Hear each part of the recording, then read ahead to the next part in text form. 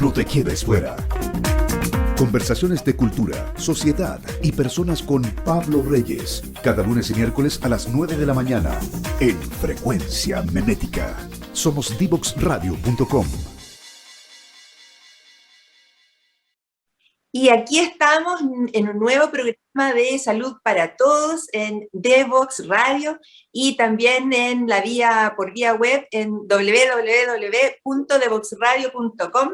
Mis hijos me dicen que ya no diga las W, pero no importa, yo las digo igual. Bueno, hoy tenemos este tremendo invitado, el doctor Gonzalo Suárez, neurocirujano.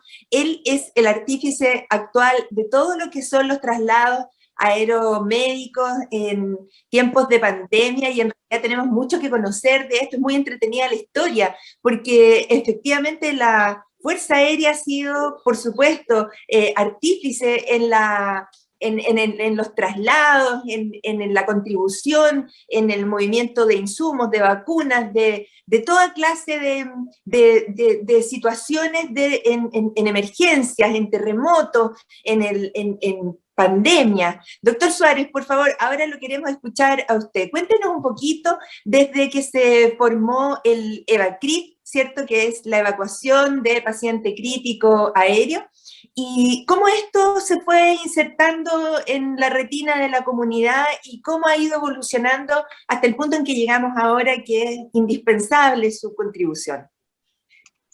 Bueno, muy buenos días, doctora, ¿cómo está usted? Saludo a todos los radioescuchas. Bueno, efectivamente, la Fuerza Aérea como institución durante muchos años ha estado haciendo una contribución a la comunidad mediante los medios aéreos que son polivalentes. En el fondo, un mismo medio aéreo se puede utilizar para muchas misiones, y nuestro rol como oficiales de sanidad, médicos que somos de la institución, es precisamente la explotación de estos medios aéreos para lo que es los conceptos de medicina operativa. Efectivamente, como usted lo mencionaba, la medicina operativa tiene muchos rangos de acción, principalmente en momentos de crisis, que en el fondo nos ha tocado, ¿cierto?, en nuestra historia país, con distintos terremotos u otros problemas, y hoy día la pandemia no es la excepción. Efectivamente, nuestra contribución ha ido tanto por ámbitos logísticos, traslado de insumos, medicamentos, vacunas, etcétera, a lugares más aislados, como también propiamente tal lo que son los traslados de pacientes en diversos grados de complejidad. Hemos trasladado pacientes de complejidad leve, digamos, que tienen problemas de acceso a la atención médica, y también hemos trasladado en este caso pacientes más críticos. Efectivamente, hemos participado también, hemos contribuido a catástrofes a nivel internacional como institución, terremotos en Ica, Perú. Hemos contribuido también cuando en Paraguay hubo hace algunos años atrás un incendio masivo en una discoteca. En el fondo, nuestro apoyo a la comunidad, digamos, es amplio, y lo que disponga nuestra institucionalidad, digamos, nosotros lo estamos dispuestos a cumplir. Y eso también nos obliga a mantener, por un lado, una preparación y un entrenamiento constante, y por otro lado también flexibilidad para poder adaptarnos a la situación que puede ser muy diversa. Claro. Efectivamente, nosotros habíamos estado, ¿cierto? El último gran despliegue que habíamos tenido fue para el terremoto del 7F 2010, en que efectivamente la Fuerza Aérea, mediante la ERSAM, que es el brazo operativo de la medicina de combate que realiza la institución, se instaló con una especie de hospital de campaña, y también contribuimos con la evacuación aeromédica de pacientes desde la octava región principalmente, a Santiago.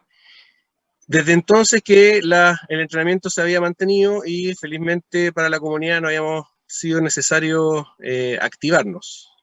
Por ahí, por el año 2014 aproximadamente, producto de una amenaza de pandemia, producto del virus ébola, claro, ahí se decidió dar un giro, y mucha gente trabajó en la creación de protocolos para mitigar o para ver cómo podíamos en el fondo contribuir con este tipo de pacientes que eran especialmente infecciosos.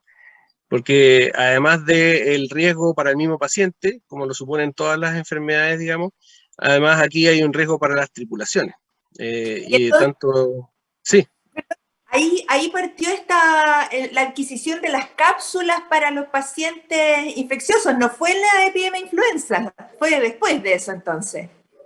Claro, fue después de eso, sí. De hecho, en la epidemia de influenza, nosotros, por la influenza, ¿cierto? H1N1, nosotros contribuimos con aspectos logísticos, algo similar a lo que también hemos hecho ahora, en el fondo, distribución de vacunas, distribución de personal, pero no fue tanto la distribución de pacientes como lo ha sido ahora, digamos. Y estos protocolos de evitar estos agentes infecciosos, porque claro, la influenza, la verdad es que es una enfermedad que nos ha acompañado por mucho tiempo y donde la gravedad al personal de salud, en este caso, va a depender, la mayoría de los profesionales que trabajamos en las Fuerzas Armadas estamos en una edad y una condición física que nos permite aguantar, digamos, enfermedades como influenza, en la gran mayoría de las veces, pero el ébola tiene una letalidad y una tasa de complicaciones muchísimo más alta que la influenza. Y bueno, Claro, ahora algo parecido ocurrió con el tema del coronavirus. claro. Y los estándares de manejo que ustedes han empezado a implementar, ¿cómo yo entendería que cuando ya recibieron la información en marzo del 2020 que esto se venía en serio y se venía bravo, empezaron a hacer como acopio de las fuerzas, de las cápsulas que se habían traído, que muchas de ellas ni siquiera se habían ocupado, ¿no es cierto? ¿Y cómo se rearmaron esas fuerzas? Bueno, efectivamente pasó de todo. Pasó que había gente que no tenía conocimiento de esto. Hubo que hacer entrenamientos para el mismo profesional de salud en cómo se armaban las cápsulas, cómo se utilizaban. En aquella época, cuando partió la compra de las cápsulas, también se entrenó a gente civil. Entonces se llamó también a los mismos civiles que también habían participado para que nuevamente participaran de este reentrenamiento del personal y generar los protocolos para evitar principalmente el contagio cruzado y tratar de mantener el mejor cuidado del paciente a bordo del avión, que eso es algo que nosotros conocíamos de antes y al dominar el tema de la medicina de aviación, también nos permite un conocimiento distinto de la fisiología respiratoria, puntualmente en este caso. Exactamente. Y para ir como cerrando este primer bloque, ¿cómo ha evolucionado la experticia en el traslado de los pacientes? Porque yo entendería que generalmente se trasladan de hasta 4 pacientes en el Hércules, ¿cierto? Pero también empezaron ya a pensar en trasladar la ambulancia completa. Cuéntenos un poquito de eso. Bueno, efectivamente, dentro de los protocolos que se habían adoptado en aquello tiempo por el ébola, eso incluía la posibilidad de trasladar a un paciente en una cabina cerrada que era la misma ambulancia. Eso, felizmente, al inicio no fue necesario. Nosotros vimos que, producto de la contagiosidad y la letalidad de este virus en particular, bastaba con el uso de cápsulas solamente.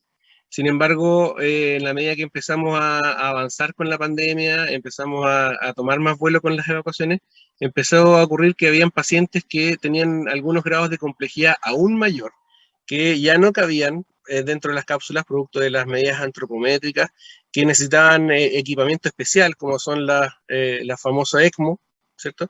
Y entonces necesitando un volumen muchísimo más grande, y ahí se consideró el uso de la ambulancia cerrada, que era algo que también teníamos visto de antemano, y la idea era un poco eso, en el fondo, efectivamente, no mover tanto al paciente, que fuese en el mismo vehículo desde la salida de un hospital hasta la llegada al otro hospital, con el personal a bordo y el equipamiento necesario.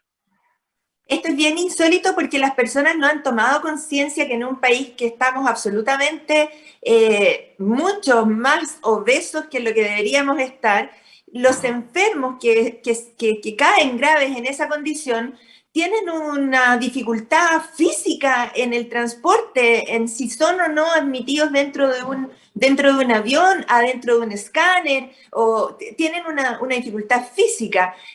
¿Alguna vez ha ocurrido que han tenido que rechazar a un paciente por ese tipo de condiciones? Sí, la verdad es que muchas veces hemos tenido que rechazar pacientes por ese tipo de condiciones. Uno de nuestros pilares al momento de elegir al paciente, ¿cierto? Y nosotros lo hemos dicho en múltiples ocasiones, son pacientes que tienen que estar estables dentro de su gravedad. Son pacientes que si bien están graves, están conectados a ventilación mecánica, con drogas vasoactivas, con monitorización invasiva, pero aún así tienen que estar más o menos estables, porque el mismo traslado también presupone un cierto riesgo. Por lo mismo escogimos a los mejores pacientes.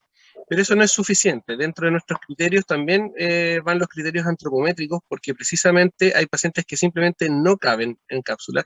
Nosotros muchas veces camillamos a estos pacientes a pulso y además Oh, también se colocan sobre camillas que no tienen capacidad de soportar tanto peso.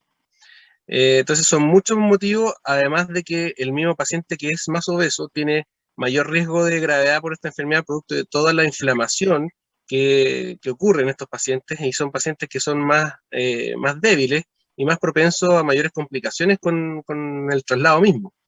Por eso es que los pacientes preferimos que estén enmarcados en hasta cierto punto de medidas antropométricas. Sabemos que nuestra población es especial, mucho sobrepeso, y el sobrepeso lo podemos manejar bien, pero esta obesidad que es más extrema no nos permite la movilidad de los pacientes ni tampoco que la operación que nosotros hacemos sea segura. así es. Ya hemos pasado varios minutos y vamos a ir a una pausa musical para seguir conversando con el doctor Gonzalo Suárez, neurocirujano, encargado de todo el sistema de evacuaciones aeromédicas, pero quien además va al terreno antes del vuelo, ¿cierto? Para hacer este triage, esta selección de los pacientes que realmente pueden acceder al traslado. Vamos a volver de inmediato a conversar con usted, doctor Suárez. Perfecto.